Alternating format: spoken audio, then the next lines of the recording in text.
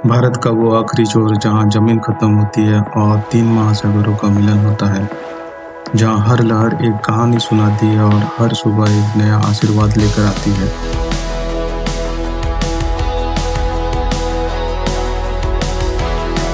जहाँ खड़े होकर आप महसूस करते हो कि आप भारत के आखिरी छोर पर नहीं, बल्कि उसकी एक नई शुरुआत पर हो। स्वागत है आपका हिंद महासागर के गोद में बसे कन्याकुमारी में। मैं हूँ यात्री मंगल और मैं आपको ले चलूँगा इस खूबसूरत सफ़र में, जहाँ हम लोग एक्सप्लोर करेंगे कन्याकुमारी के फेमस टूरिस्ट प्लेस और यहाँ के पवित्र मंदिरों को। बट रुको जरा, हमारी इस यात्रा की शुरुआत होती है कल कोयम्बटूर से। तो चलिए शुरू से शुरुआत करते हैं। शाम के करीब 6 बजे हमने अपना होटल चेकआउट किया और कैब लेकर पहुंच गए कोयम्बटूर जंक्शन, जहां से हमने ली नागरकोइल के लिए ट्रेन। लेकिन रात का सफर इतना आसान नहीं था। पूरी रात हमें भूखे ही सफर करना पड़ा, थोड़ा मुश्किल था। अगली सुबह करीब 4:30 में हम नागरकोइल जंक्शन पहुंच गए। थोड़ा फ्रेश होने के बाद हमने यात्रा के आखिरी पड़ाव शुरू किया, एक और ट्रेन लेके कन्याकुमारी के लिए। और फिर करीब आज सुबह के 5:30 में हम आखिरकार पहुंच गए भारत के अंतिम छोर कन्याकुमारी। गुड मॉर्निंग दोस्तों, good morning from Kanyakumari. So officially मैं अभी कन्याकुमारी पहुंच चुका हूं और ये है स्टेशन। मॉर्निंग का टाइम है, ज़्यादा क्राउड है नहीं। अब चलिए स्टेशन के बाहर चलते हैं और एक ऑटो लेते हैं और अपने रहने के लिए एक अच्छी सी जगह ढूंढते हैं।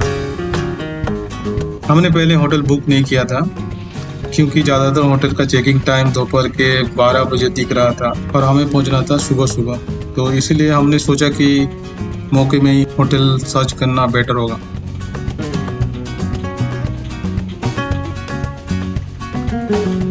अभी मैं होटल के बालकनी में खड़ा हूँ, होटल ओशियन हेरिटेज।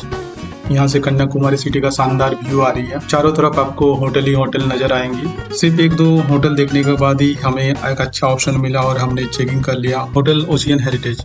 ये एक 3 स्टार प्रॉपर्टी है और सबसे अच्छी बात है कि हमें ये बजट में मिल गया। चलिए मैं आपको देता हूँ अपना रूम का टूर। ये होटल काफ़ी साफ सुथरा और बजट फ्रेंडली लगा और हमने भी बिना देरी किए इसको चेकिंग कर लिया। तो ये है हमारा रूम नंबर है 509। चलिए अंदर चलते हैं। और ये है हमारा डिलक्स रूम। पहले मैं दरवाज़ा लॉक कर लेता हूँ। यहाँ सामने आपको एक बड़ा सा मिरर मिलता है और साथ ही साथ एक टीवी भी है। हालांकि सच बताओ तो ट्रेवल में कोई टीवी देखता नहीं है। इधर एक आरामदायक सोफा है जहाँ पे आप थोड़ा सा बैठ के रिलैक्स कर सकते हो। और ये हमारा किंग साइज बेड 2 लोगों के लिए बिल्कुल परफेक्ट और कंफर्टेबल है। यहाँ सामान रखने के लिए अच्छा खासा स्पेस मिल जाता है, तो स्टोरेज का कोई प्रॉब्लम नहीं होगी। एक और जरूरी बात बता दूं, इस होटल में नॉन एसी रूम का ऑप्शन नहीं है। और यहाँ है एक छोटा सा विंडो जहाँ से आपको सिटी व्यू मिलता है। इस होटल में डिफरेंट कैटेगरीज का रूम अवेलेबल है, तो आप अपने बजट के हिसाब से चूज कर सकते हो। साथ ही साथ यहाँ पे पार्किंग की भी सुविधा है, तो आप यदि कार या बाइक से आते हो तो पार्किंग का कोई प्रॉब्लम नहीं होने वाली है। और हाँ, एक और अच्छी बात, यहाँ ऑलमोस्ट सारे टूरिस्ट प्लेस वॉकिंग डिस्टेंस पे है। होटल की पूरी डिटेल्स मैं डिस्क्रिप्शन में डाल दूंगा, आप चेक कर सकते हो। तो अब हम थोड़ा सा फ्रेश हो जाते हैं और निकलते हैं सबसे आइकॉनिक जगह विवेकानंद रॉक मेमोरियल की तरफ। तब तक आप इंजॉय करो होटल के टेरिस से सनराइज का व्यू।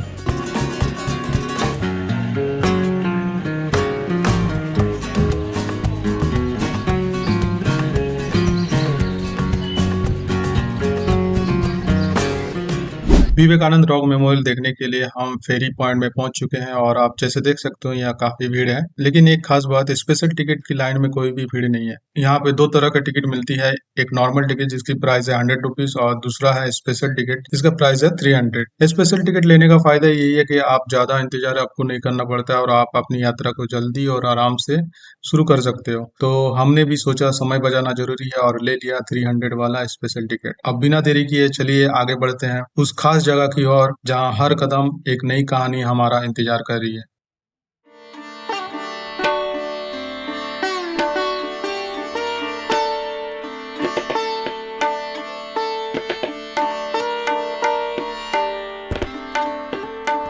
दोस्तों, अभी हम फेरी से समुद्र के बीच एक ऐसी जगह की ओर जा रहे हैं जिसका संबंध सिर्फ पर्यटन से नहीं बल्कि भारत के इतिहास और एक महान सोच से है। जो चट्टान आप सामने देख रहे हो यहीं पर 1892 में एक 29 साल का युवा आया था। नाम था स्वामी विवेकानंद।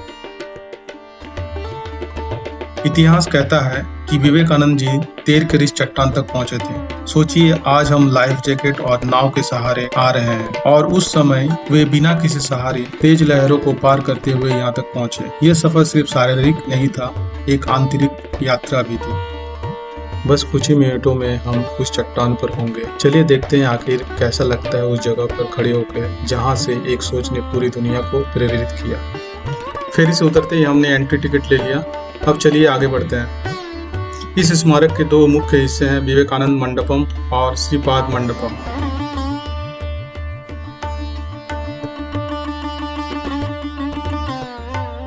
चलिए पहले श्रीपाद मंडपम की तरफ चलते हैं और देवी की दर्शन करते हैं। यहाँ माँ पार्वती के चरण पादुका के हमने दर्शन किए। ऐसा कहा जाता है कि माँ पार्वती कन्या के रूप में इस जगह शिव जी की आराधना की थी ताकि उन्हें वे पति के रूप में प्राप्त हो। इन्हीं के नाम पर इस जगह का नाम कन्याकुमारी पड़ा। और इस टेम्पल के ठीक सामने है विवेकानंद मंडपम। जब विवेकानंद जी 1892 दिसंबर में यहाँ पर आए थे, यहाँ पहुँच के वे लगातार 3 दिन तक ध्यान में लीन रहे। न खाना न पीना, बस एक ही चीज, गहरा चिंतन। उन 3 दिनों में उन्होंने भारत के इतिहास को याद किया, अपनी संस्कृति, अपनी ताकत और साथ ही साथ अपनी कमजोरी को भी समझा। और कहा जाता है कि यहीं पर उन्हें अपने जीवन का उद्देश्य मिला, एक ऐसा मिशन जो सिर्फ उनके लिए ही नहीं बल्कि पूरे देश के लिए था। इसी चट्टान पर उन्होंने संकल्प लिया कि वो भारत की आध्यात्मिकता और ज्ञान को पूरी दुनिया तक पहुंचाएंगे। जैसे ही हम मंडपम के अंदर कदम रखते हैं, सबसे पहले आता है सभा मंडपम। यहाँ स्वामी जी के 8.5 फीट की ऊंची कांसे की प्रतिमा स्थापित है। इसे इस तरह से बनाया गया है कि स्वामी जी की नजर सीधे श्रीपाद मंडपम की ओर हो।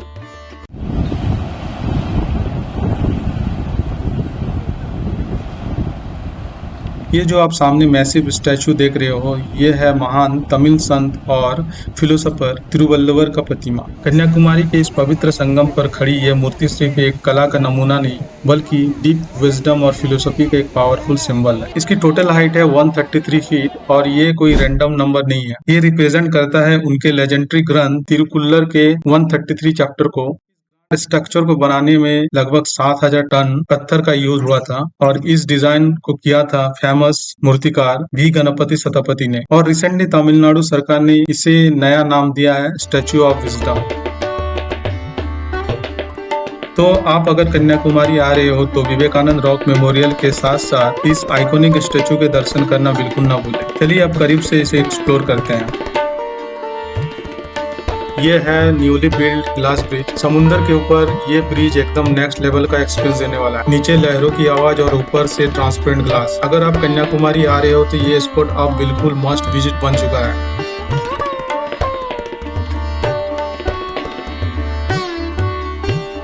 और ये है एंट्री पॉइंट, यहीं से हम लोग इंटर करेंगे और ऊपर टॉप तक पहुंचेंगे। चलिए अंदर चलते हैं। इधर से है रास्ता। स्टेयर तो बहुत ज़्यादा चौड़ा नहीं है, बट मैं यहाँ देख पा रहा हूँ कि लोगों का आना और जाना इसी स्टेयर से हो रही है। आज तो ज़्यादा क्राउड है नहीं तो मैनेज हो जा रहा है, बट मुझे लगता है कि ज़्यादा क्राउड होने से थोड़ा सा प्रॉब्लम होगी।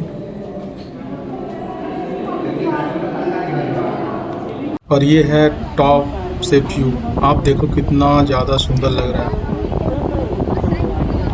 यहाँ से आप क्लियरली देख सकते हो 3 समुद्रों का संगम। यहाँ पे देखो आप, पता नहीं मेरा कैमरा वो कैप्चर कर पा रहा है कि नहीं, बट यहाँ पे सी का कलर चेंज है। सामने ब्लू है और दूर में ग्रीन थोड़ा सा लग रहा है।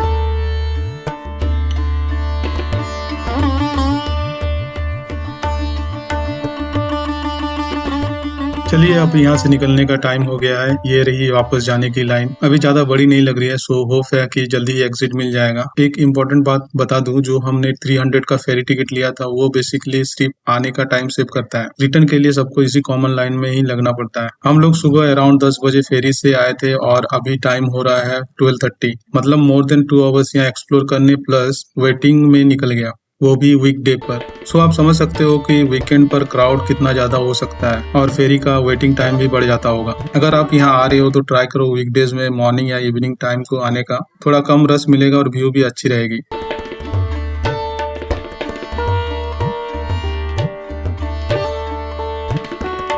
अभी हम लोग यहाँ से निकलेंगे और सीधे होटल जाएंगे, थोड़ा फ्रेश होंगे और रेस्ट भी कर लेंगे और उसके बाद चलेंगे एक और नया और एक्साइटिंग प्लेस एक्सप्लोर करने। बाहर निकलते ही हमें मिल गया एक परफेक्ट लोकल ट्रीट। ये है ताड़ गोला, जिसे आप आइस एप्पल या पाम फ्रूट्स भी बोलते हो। चलो अब इसे ट्राई करते हैं। प्राइस है 60 रुपीज़ पर ग्लास और ऑनेस्टली टेस्ट नेक्स्ट लेवल का रिफ्रेशिंग था। बिल्कुल नेचुरल स्वीटनेस, हल्का सा कूलिंग फील, गर्मी में एकदम परफेक्ट।